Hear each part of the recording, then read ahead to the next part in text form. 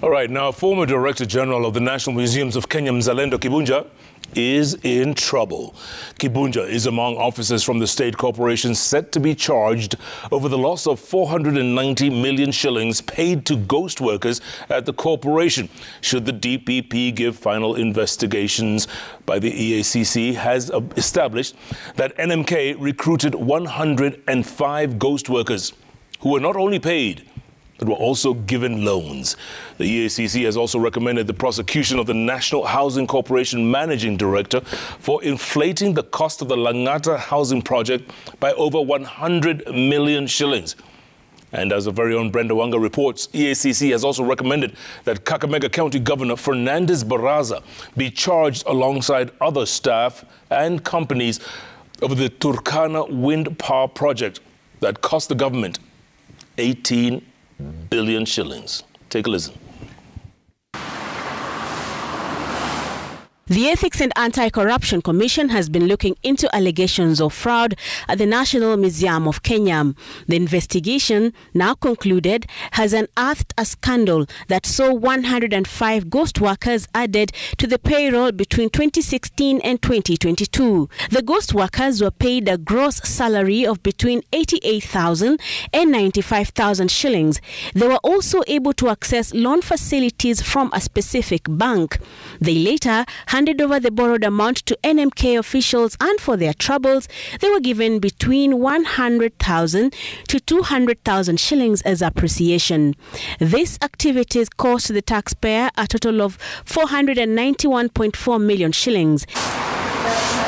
The EACC now wants Mzalendo Kibunja, former Director General NMK, Stanya Songalo, Human Resource Director and the Acting Director General NMK, Oliver Rabuor and Wycliffe Ngata, both in the payroll office, to be charged with, among other things, unlawful acquisition of public property, conspiracy to commit an offence of economic crime, abuse of office, acquisition of proceeds of crime, money laundering and financial misconduct.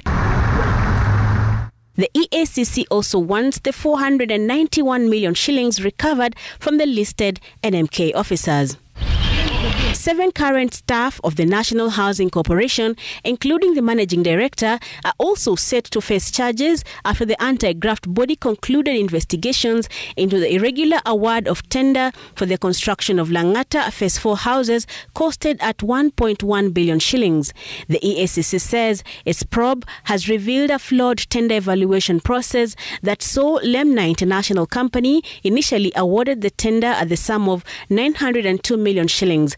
However, a dispute arose between the company and NHC that ended in the corporation overpaying the contractor by 1.075 billion shillings, an extra 100 million shillings at the taxpayer's cost. In Samburu, the Speaker of the County Assembly and the Chair of the County Service Board are also facing accusations of skewed recruitment of staff. They are said to have hired clansmen and relatives who had no relevant qualifications. Some of those who were hired irregularly will also be charged alongside the county officials. EACC says the investigation is complete and now they are awaiting the DPP's approval. Also set to appear in court should the DPP act on the EACC's recommendations is Kakamega County Governor Fernandes Barasa, who has been listed alongside 14 people for the scandal that saw the taxpayer lose 18 billion shillings when Ketraco defaulted on the terms of a contract for the construction of a 435-kilometer transmission line that was meant to connect the Loyangalani power station to the national grid at Suswam.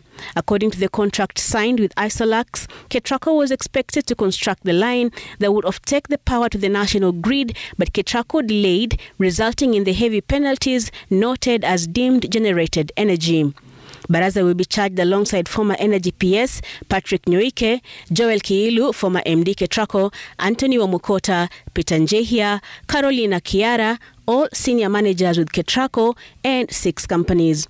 The EACC has recommended that they face a total of 31 counts of various offences, including conspiracy to commit an offence of economic crime, abuse of office, conflict of interest, failure to comply with laws relating to procurement, fraudulent acquisition, money laundering, acquisition of proceeds of crime, and neglect of official duty. Brenda Wanga, Citizen TV.